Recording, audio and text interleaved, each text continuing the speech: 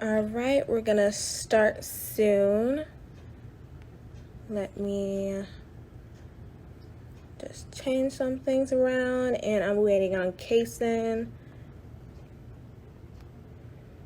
And for people that are here, hey everybody, welcome back. If you're a part of our first look a couple minutes ago, hey, it's Jessica again. And for people who don't know me, my name is Jessica Opara. I'm a rising sophomore, and I'm studying communications and computer sciences, and I'm your OC for approaching Stanford. So I'm gonna wait for Kasen to hop on. Let's see. But yeah, welcome. And feel free to ask questions in this live, and we'll try our best to answer all of them. We're not gonna be here for too long. Okay, here's Kasen. But yeah, ask your questions. We'll answer them to the best of our abilities. And yeah, this is really informal. So, hey, Kasen. Hey everyone. Right. So, do you want to just jump in? Yeah, let's do it. First of all, that was a good first look. That was fun. That was fun. Yeah, first looks are fun. And if you haven't been to First Look, I highly encourage it. They're really fun, and you get to know a lot of us, the OCs, and also like your classmates, and that's helpful. All right. So speaking of, our first question is, how do we, or new students, make friends? Yeah, so I moved around a lot growing up, so I had a lot of experience in like having to like make friends. And I'd say one thing that you should do is like reach out to people and like just be friendly and be kind. And usually people will like that, and they'll be drawn to you and want to hang out and stuff. But definitely like putting yourself out there and trying to find people to hang out with. Yeah, I agree. Definitely just my recommendation is to keep your camera on during classes, because if we're mostly going to be virtual, I think that's the best way for people to match a name to a face. So yeah, that's my recommendation. So, and yeah, stay open, keep an open heart, open mind, and friendships happen naturally. I feel like Yeah. people at Stanford are naturally friendly. Yeah, that's one of the things that surprised me actually. Like I kind of expected it to be like a lot more like intense and like competitive, but like people were honestly like very kind and just like real chill. So it was fun. It was actually like not that hard honestly to like make new friends. Definitely. All right, so switching gears, but still on the same topic of relationships. How do we keep a good connection with faculty over Zoom? Hmm. And faculty, including professors. Yeah, Jessica, you said like a good suggestion. Like keep your camera on. It's different. Like, I think like faculty like will recognize you like if when you go to like their live lectures. So to definitely like participate. I know like there was one lecture I was in where like one of the students would always get there like early. Like as soon as like the professor like got on the call, like they were there to like already start like talking with the professor. And so that was like a pretty slick way of like being able to talk to them and already start like developing a relationship. So I'd recommend doing that. Like get there early, keep your camera on. Yeah. Yeah, I definitely recommend just like talking to your professor, because I know that can be daunting, especially as a first year. I was intimidated by professors because we have a lot of like big name people and just people that have studied around the world. But I think it's helpful to remember that they want to help students. Um, so yeah, if like they have office hours, I think that's another great way to get to know your professors. After classes, if they're still on Zoom, just like start a conversation, like how are you holding up? Yeah, things like that, just like small talk usually leads to big talk. So just stay open, don't close yourself off just because we're now like all mostly online. Yeah. What I think would be cool too is like, so in the fall, it'll just be like sophomores and frosh that are on campus. And so there's like, gonna be less people almost to like compete with, like in a way for like the professors. So you'll have like probably more access to them. And like, I guess just to clarify for like any students that are watching, like it's a good thing to talk with professors because especially if you're interested in academia or like in that field, you can already get like an inside scoop. Or like these professors can also help you out and hook you up with like internships and like cool opportunities. So it's always like a good idea to like start talking to professors. Yeah, definitely. I know for communications, one of like my first class interested communications. I had a really cool professor that did studies, and I was able to like participate in some of them. So, and it really just like geared my mind so towards what I want to study. So, really holding those relationships can give you clarity, especially in your academics. Yeah, for sure. All right.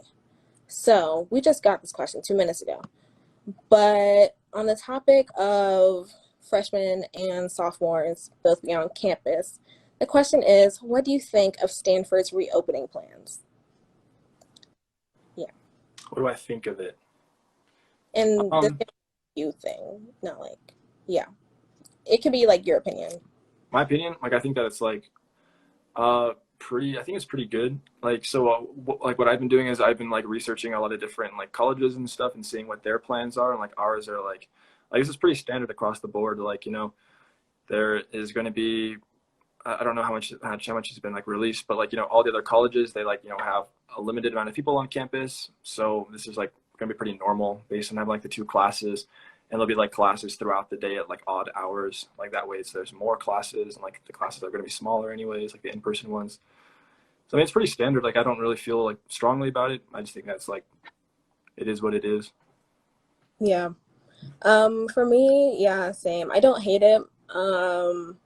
But I'm glad that we get to come back to campus because that is definitely something that I wanted. But yeah, it definitely brings just like more questions of what do I want to do in the winter and the spring quarters? Where do I want to be? Do I want to even stay in California because I'm from North Carolina? Yes. Um, so yeah, it definitely brought more questions, and all of us freshmen and upperclassmen are waiting for information to get some clarity. So yeah, it's definitely going to take a lot of patience, but we're eventually going to get there. Yeah. Okie dokie. Another question. So, someone asked if there was going to be a focus on bringing as many in-person events as possible. And I think I can say, like, especially for the fall quarter, I think the university's top priority is just health and making sure that people are staying healthy. They're still figuring out how, like, people can best stay healthy without, like, sacrificing the Stanford experience, which I think, yeah, they're really going into that. They're trying to ask, um, or I think university leadership is trying to ask themselves ways that students can still feel part of a community, whether that be within the dorm that you live in, or in your classes, or in virtual groups and everything. So, yeah, I think there's going to be an emphasis on health and connection. Yeah, I agree with that. Especially, yeah, definitely be on health. Like, I'm sure like these events and stuff will be on like the back of like their minds. Like, they're definitely gonna be thinking about this because that's part like an integral part of like the Stanford experience. But yeah, for sure, like in the fall, probably just gonna be like making sure this whole experiment is gonna work out and that like no, they're not gonna be like any health like dangers or anything. So, but I mean, I'm sure that there's gonna be some cool like events that are gonna be like virtual and stuff. Definitely. Um, yeah, we're just gonna have to wait it out, and be patient. But Yeah. yeah, one more question. I think this could be a good wrap-up question. But does the virtual environment affect the quality of more interactive classes? I'll say no. I don't think that it affected the quality. And this is like really like coming from me. Like I'm not like trying to be like, out here like trying to like endorse like and try to make it seem all like happy and stuff. Like honestly I didn't see much of a difference because like the homework's pretty much stayed the same, like I did a lot of CS projects, like those kind of all stayed the same. Like I felt like everything mostly stayed the same. Like class wise, the only difference was is that like instead of like being there in person, you're just watching a lecture through like your like through Zoom or whatever like outcomes from like online learning. Honestly, like liked it. It was fun. Yeah, I think for me, the only like things that were just glaringly different is just the things going on outside of the classroom, like the pandemic, racial violence. So, yeah, that was definitely a different thing this quarter. But I think that the virtual environment, it hasn't really changed much. There's still lectures, there's still gatherings, but it's virtual. So I think the only thing is that people need to make sure that they're being diligent in like making a routine, so they make sure to go to those lectures and go to Yeah. those virtual gatherings and make sure they just stay on top of it like you would in in-person class. Hmm. So just because might not be going out as often doesn't mean it's less important. That's something I did have to learn. So yeah. Yeah, and there's like still going to be like a ton of resources for like students. Like they had a ton of office hours, which are like the time that like professors and like teacher and TAs that they have time to like answer questions. They still have that, and like they still have like all these other resources. They're just virtual, so like you're not like deprived of all these different things. Like you still have them. They're just in a different format. So yeah, Yeah. All right. Well, that sounds good. That's a good wrap up for questions. That was good. And as usual, follow us on Instagram at Approaching Stanford, the account that you're watching this live on right now. Follow us for continued updates. Make sure you read your newsletters. We have a lot more content coming out later this summer, so stay tuned in. yeah, that was fun. Thanks for inviting me, Jessica. Yeah, no problem. All right, see y'all tomorrow for tomorrow's first look. So if you weren't able to come to today's, or even if you did, show up if you want different voices. Tomorrow we're hearing from our other three OCs. So yeah, see y'all tomorrow. Bye, y'all.